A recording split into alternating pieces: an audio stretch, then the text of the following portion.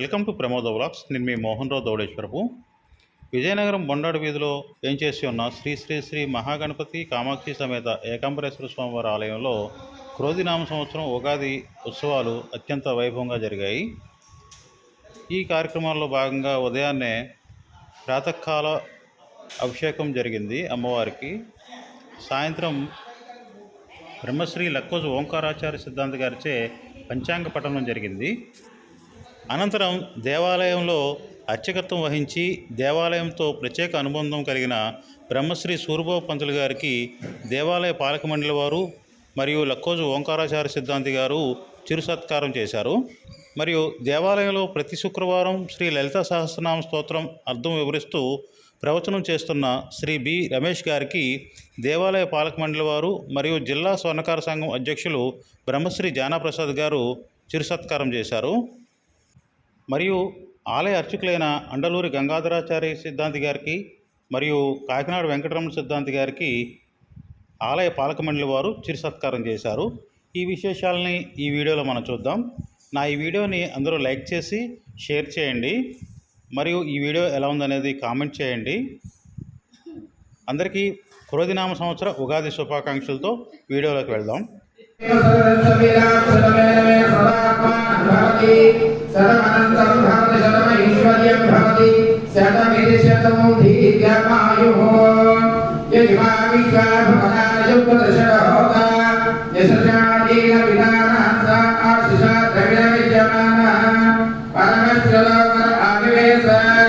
విశ్వకర్మా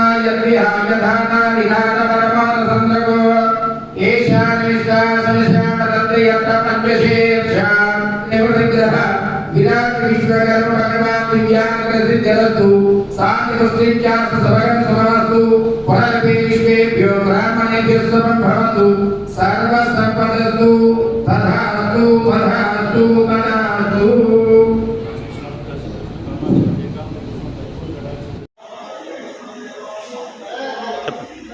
శ్రీ శ్రీ శ్రీ మహాగణపతి కామాక్షి సమేత ఏకాంబరేశ్వర స్వామి దేవాలయం పొన్నాడి చేసినటువంటి శ్రీ మహాగణపతి కామాక్షి సమేత ఏకాంబరేశ్వర స్వామివారి దేవాలయం.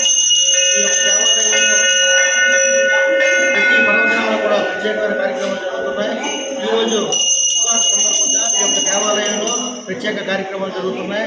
అలాగే ప్రజలందరికీ కూడా యొక్క దేవాలయం తరపున ఆలయ కమిటీ తరపున అందరికీ కూడా ఉగాది శుభాకాంక్షలు తెలుపుతూ ఆ కామాక్షి వారి తాలూకా అనుగ్రహం ఎల్లవేళ అందరికీ ఆయుర్వేద కోరుకుంటూ మా ఆలయ కమిటీ తరపున సభ్యులందరూ కూడా శుభాకాంక్షలు తెలుపుతున్నాం.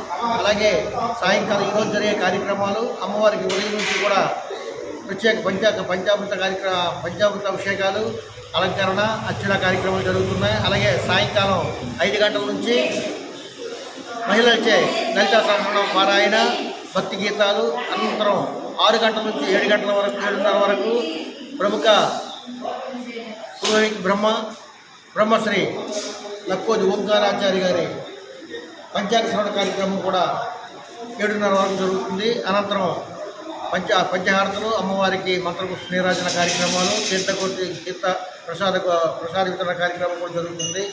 కార్యక్రమానికి అమ్మవారి ఆశీస్సులుగా ఓం నమో కామాక్షి.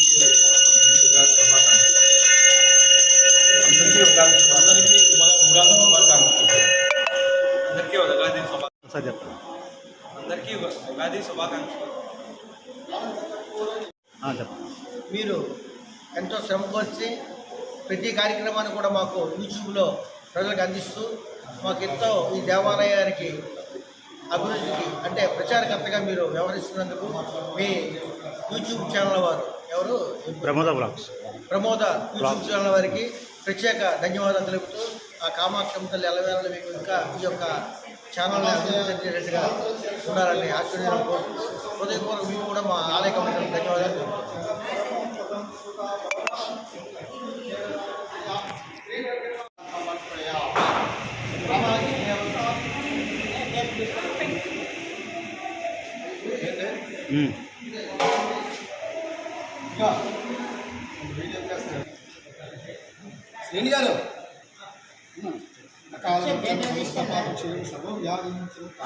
మాట్లాడాలి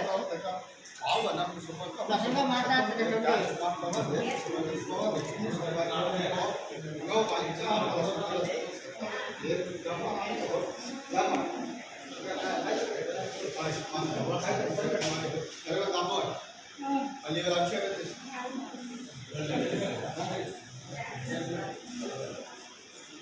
స్వామి ఆ వెండి హారం తీసిలేపోయారా ఉన్నవాడు బంగారంగా ఉంటాయి తల్లికి మళ్ళీ వెండి చేసే కల్లా ఇటు తేడా ఆ యుగాది కాస్త ఉగాది అయినప్పుడు కూడా భారతీయ సనాతన సాంప్రదాయ ధర్మములో యుగాది గొప్ప పర్వదినం సుదినం. ఈరోజు చైత్ర శుద్ధ పాఠ్యం నుంచి పాల్గొన బహుళ అమావాస్య నాటి వరకు కూడా క్రోధినామ సంవత్సరం అంటే నిన్నటితో స్వాభకృతి నామ సంవత్సరం పూర్తి అయ్యి క్రోధినామ సంవత్సరం ప్రారంభమైంది. మరి ఈ కార్యక్రమానికి వేయించేసినటువంటి మీ అందరికీ కూడా ముందుగా క్రోధినామ సంవత్సర శుభాకాంక్షలు ముందుగా తెలియజేస్తూ శ్రీ మహాగణాధిపతి కామాక్షి సమేత శ్రీ ఏకాంబరేశ్వర స్వామి వారి దివ్య అనుగ్రహం చేత మీ సహకుటుంబీకులు అందరూ సకల సంపూర్ణ ఆయురారోగ్య భోగభాగ్యములతో వర్ధిల్లుతూ నిత్యానందముగా జీవించాలని భగవదాశీస్సులు ఎల్లవేళలా ఉండాలని ఆకాంక్షిస్తూ ఆశీర్వదిస్తూ మీ అభిమాన సిద్ధాంతి ఓంకారాచార్య ఈరోజు క్రోధినామ సంవత్సర పంచాంగ ఫలితాన్ని మనం తెలియజేసుకుంటున్నాం.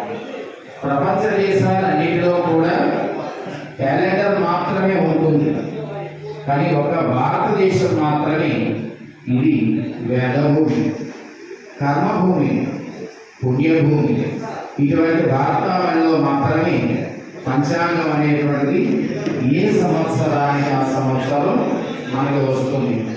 ప్రభవాది సచి సంవత్సరాలు, ప్రభనామ సంవత్సరం నుంచి పార్థివనామ సంవత్సరం వరకు 60 సంవత్సరాలు. మరలా ఈ క్రోధినామ సంవత్సరం రావాలి అంటే ఇది 2024కి ప్లస్ 60 సంవత్సరాలు వేసుకున్నట్లయితే 2084వ సంవత్సరంలో మరలా క్రోధినామ సంవత్సరం అవుతుంది. అంటే మనం పుట్టిన సంవత్సరం మరలా వచ్చిందంటే షష్ఠి పూర్తి 60 సంవత్సరాలు అయిపోయిన లెక్క. మరలా 60 సంవత్సరాలు వచ్చినాయి అనుకోండి, ఆయన పూర్ణాయుష్యుడు 120 సంవత్సరాలు ఒక మనిషి ఆయుష్ ప్రమాణం. మరి అటువంటి ఇప్పుడు పరిస్థితి ఏమైపోయింది, మనం పుట్టిన సంవత్సరం మరలా వస్తే మనం అదృష్టవంతులని చెప్పాలి. అలా ఇప్పుడు వచ్చిన వాళ్ళు ఎవరైనా ఉంటే వాళ్ళ పుణ్యాకులని చెప్పాలి. అదృష్టవంతులు కంటే గొప్ప విషయం పుణ్యాకులు. కాబట్టి కాలమాన పరిస్థితులు చాలా మారిపోతూ ఉన్నాయి. మనిషి యొక్క ఆయుర్ ప్రమాణం నానాటికి తరిగిపోతూ ఉంది. పాపాలు పెరుగుతూ ఉన్నాయి, ఆయుష్ తగ్గుతూ ఉన్నాయి. కాబట్టి ఈ క్రోధినామ సంవత్సరం ఈ పేరులోని క్రోధి, క్రోధి అంటే క్రోధము, క్రోధం అంటే పాపము. విపరీతమైనటువంటి క్రోధాలు మనుషుల్లో పెరుగుతాయి.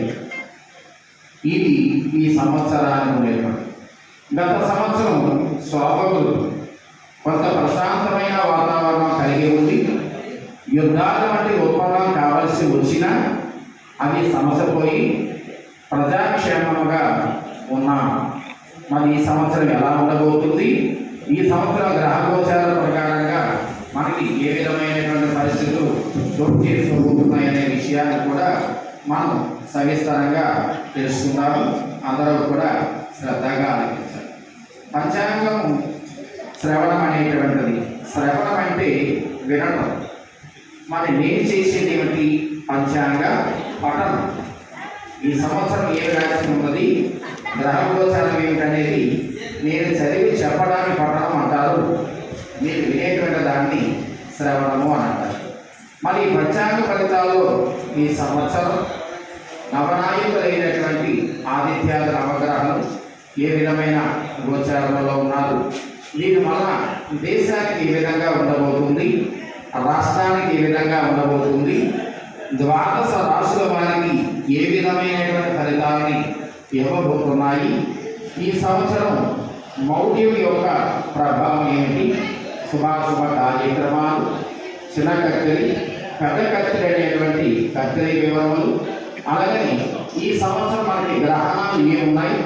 నిన్న అమావాస్య నాడు మన యూట్యూబ్ ఛానల్లో చాలామంది చూసి గ్రహణాలని చాలామంది ఫోన్ చేశారు.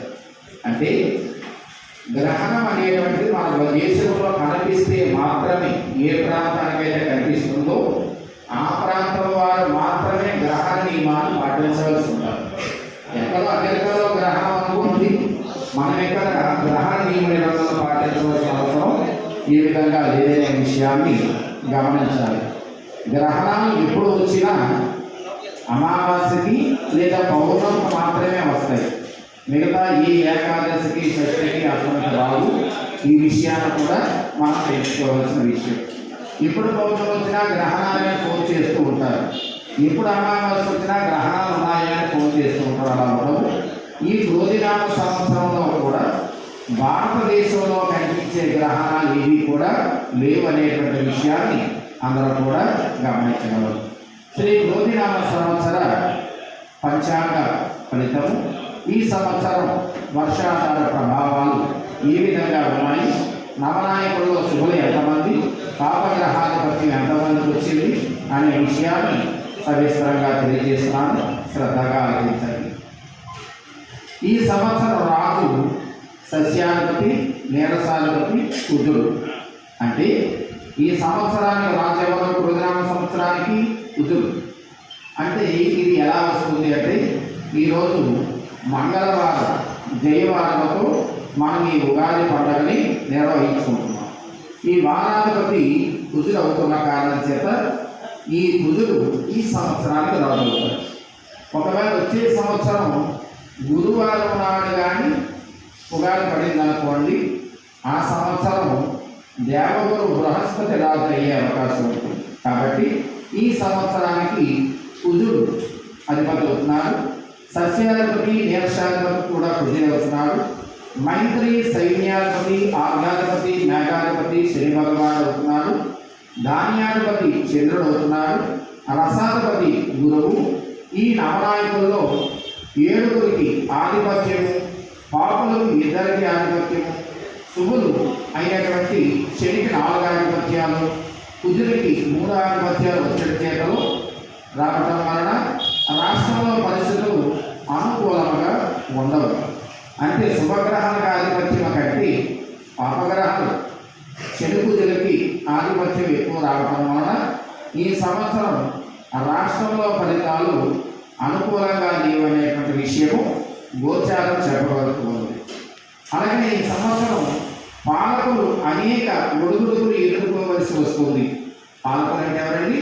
మనకు ఎవరైతే పాలిస్తున్నటువంటి నాయకులు ఉన్నారో వారు అనేక రకమైన ఒడుగుడుగులు ఎదుర్కోవలసి వస్తుంది. రాష్ట్రంలో పరిస్థితులు అనుకూలంగా ఉండవు. నాయకులు అనేక రకమైన ఒడుగుడుగులు ఎదుర్కోవాల్సి వస్తుంది.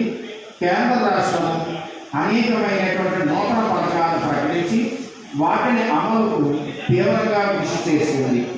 కేంద్ర ప్రభుత్వం ఏదైతే ఉందో నూతన పథకాలను దేశవ్యాప్తంగా వాటిని ప్రకటించి ఆ పథకాలు అమలు చేయడానికి తీవ్రంగా కృషి చేసే అవకాశం చాలా ఎక్కువగా ఉంది. అనేక నూతన ప్రాజెక్టులకి శ్రీకారం చుట్టే అవకాశాలు కూడా ఉన్నాయి. ప్రపంచం అంతటా కూడా యుద్ధ వాతావరణం నెలకొనే అవకాశం ఉన్నది. అంటే ఈ సంవత్సరం మనుషుల్లోనే కాదు, నాయకుల్లోనే కాదు, దేశాధినేతల్లో కూడా శాంతము, సహనం అనేది తగ్గిపోయి ప్రతి చిన్న విషయానికి పాపావేశాలతో ఊగిపోతూ ఉంటారు. అంటే చిన్న విషయాలు కూడా దేశాల మధ్య యుద్ధాలు ప్రకటించిన ఆశ్చర్యపడవలసిన అవసరం లేదనే విషయాన్ని గమనించాలి. యుద్ధ వాతావరణాలు ఏర్పడే అవకాశం ఉంది. సరిహద్దు దేశాలలో యుద్ధ భయం ఉంటుంది. దేశానికి సరిహద్దులో ఏవేవైతే దేశాలు ఉన్నాయో మన పొరుగు దేశాల వాళ్ళతో యుద్ధ వాతావరణం కూడా ఏర్పడే అవకాశం ఉంది. సైనిక చర్యలు ప్రపంచమంతటా ఆశ్చర్యానికి గురిచేస్తుంది. పారిశ్రామిక రంగాల్లో అభివృద్ధి ఉంటుంది. క్రీడా రంగం వారు ఈ సంవత్సరం కూడా మంచి విజయాన్ని సాధిస్తారు.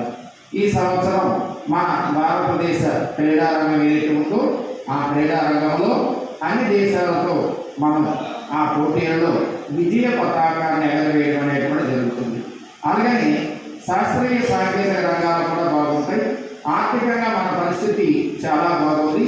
భారతదేశ ఆర్థిక పరిస్థితి మిగతా దేశాలు ఆర్థిక మాన్యంలో కూరుకుపోయే అవకాశాలు చాలా వరకు గోచరిస్తూ ఉంది. అలాగని ఆర్థిక పరిస్థితి చాలా అనుకూలంగా ఉంటుంది. ఈ సంవత్సరం 2 కుంచాల వర్షంగాను, ఈ సంవత్సరం 2 కుంచాల వర్షం. దేశమంతటా సగటు వర్షపాతం నమోదవుతుందంటే సామాన్య వర్షపాతం అనే చెప్పుకోవాలి.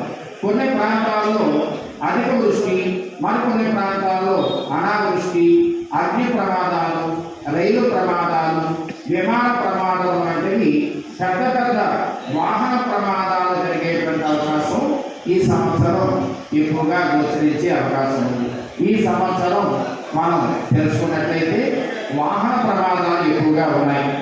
అలాగని ట్రైన్లు కావచ్చు, హెలికాప్టర్లు కావచ్చు, విమానాలు కావచ్చు, అలాగే పెద్ద పెద్ద వాహనాలు కూడా ద్రవ్యాలు బాగుంటాయి, మంచి లాభాలు చేకూరుతాయి.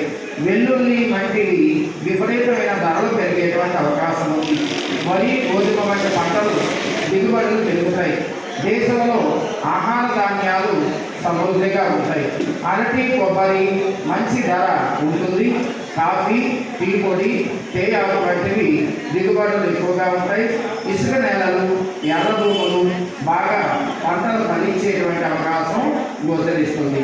అలాగని నూనెలు ఎగుమతులు చేసేటువంటి అవకాశం ఉంటుంది. బెల్లము, పంచదార దిగుబడులు బాగుంటాయి. ప్రకృతి వైపరీత్యాలు అధికంగానే ఉంటాయనేటువంటి విషయాన్ని గమనించాలి. ప్రకృతి వైపరీత్యాలంటే ఎప్పుడు ఎక్కడ ఏ విధంగా ఉంటాయో చెప్పలేము. వాటి తీవ్రత ఎక్కువగా ఉందని చెప్పాలి. మరి ఈ సంవత్సరం కొన్ని నగరాలు విశేష నష్టాన్ని, అలాగని నీట మునిగే అవకాశం, ప్రజాజీవనం చాలా అస్తవ్యస్తంగా ఉండే అవకాశం, 2 తెలుగు రాష్ట్రాలలో కూడా జలాశయాలు పూర్తిగా నిండకపోయినా జలం మాత్రం సమృద్ధిగా నిల్వ చేసేటువంటి అవకాశాలు గోచరిస్తూ ఉన్నాయి. అలాగనే ఈ సంవత్సరం 16 వేసాలకు 4 వేసాల పట్టణం మాత్రమే ఫలిస్తుంది. 16 వేసాలలో 4 వేసాల పంట అంటే పంటలు కూడా తక్కువగానే ఉన్నాయి, వర్షాధారం కూడా తక్కువగానే ఉన్నదనే విషయాన్ని మనం గమనించాలి. ఆహార ధాన్యాలు ఇతర దేశాలలో ఆహార ధాన్యాలు కొరత వస్తుంది. మన దేశానికి అలాంటి ఇబ్బందులు లేవు, కానీ ఇతర దేశాలలో ఆహారానికి కొరత ఏర్పడుతుంది. ఆఫ్రికా దేశాలకు ఆహార సంక్షోభం ఏర్పడుతుంది. ఈశాన్య దేశంలో పెద్ద పెద్ద భూకంప ప్రమాదాలు వచ్చే అవకాశం ఉంది. ఈశాన్య దేశాలంటే మన భారతదేశానికి ఈశాన్య దేశం చైనా అని చెప్పుకోవచ్చు. ఈ చైనా దేశాల్లో భూకంప ప్రమాదాలు ఉన్నాయనేటువంటి విషయాన్ని మనం అర్థం చేసుకోవాలి. తద్వారాగా ఆస్తి నష్టము, జన నష్టము, ప్రాణ నష్టము ఎక్కువగా ఉంటుంది. మరి ఈ సంవత్సరం పశుపాలకుడు ఎవడు, దొడ్డు పెట్టేవాడు బలరాముడు, విడిచిపెట్టేవాడు బలరాముడు చేత పాడి పరిశ్రమలు బాగుంటాయి. పాల ధరలు కూడా పెరుగుతాయి. రైతులకు మంచి లాభాలు, చిన్న చిన్న డైరీ వ్యాపారాలు కూడా ప్రారంభించే అవకాశం ఉంటుంది. మేకలు, గొర్రెలు, కోళ్ళు విపరీతంగా ధరలు పెరుగుతాయి. పశుగ్రాసానికి కొరత వచ్చే అవకాశం ఉంటుంది. మరి ఈ సంవత్సరం చూసుకున్నట్లయితే రాత్రి కుదిరవడం వల్ల వేసవిలో అధికమైన ఉష్ణోగ్రతలు నమోదు చేసుకునే అవకాశం ఉంటుంది. ఈ సంవత్సరం ఎండలు ఎక్కువగా ఉంటాయి. వడగాలులు, ఒక్కపోత ఎక్కువగా ఉంటుంది. కనీసం 48 నుంచి 50 డిగ్రీల ఉష్ణోగ్రత నమోదైనా ఆశ్చర్యపడవలసినటువంటి అవసరం లేదు. రాజస్థాన్లో కానీ అయినట్లయితే 50 డిగ్రీలు దాటి ఉష్ణోగ్రతలు కూడా నమోదు చేసుకునే అవకాశం ఉంటుంది. వడగాలుల చేత, ఒక్కపోత చేత ప్రాణ నష్టాలు కూడా కలిగే అవకాశం ఉంది. చైత్రమాసం చివరిలో తొలకరి వానలు ప్రారంభమవుతాయి. ఈ చైత్రమాసం ఆఖరిలోనే తొలకరి వర్షాలు ప్రారంభమయ్యేటువంటి అవకాశాలు ఉన్నాయి. మరి ఈ సంవత్సరం ఫలితానికి రోజునామ సంవత్సరం ప్రకారంగా గ్రహ గోచార రీత్యా మనం ఫలితాలను తీసుకుంటే అంత ఆశాజనకంగా అయితే మాత్రం లేదనే విషయమే చెప్పాలి. ఎందుకంటే అంటే యుద్ధాలు పెరిగేటప్పుడు చాలా ఇబ్బందులు ఎదుర్కోవాల్సి వస్తాయి. దేశాలకి చాలా వైరవం కలిగేది మాట. ఇది జగద్గురు శ్రీ వీరబ్రహ్మేంద్ర స్వామి వారి కాలజ్ఞానాలు. దేశాలకి వైరవం. దేశాల్లో యుద్ధ వాతావరణం నెలకొంటే మిగిలిన దేశాల్లో ఆర్థికంగా కానీ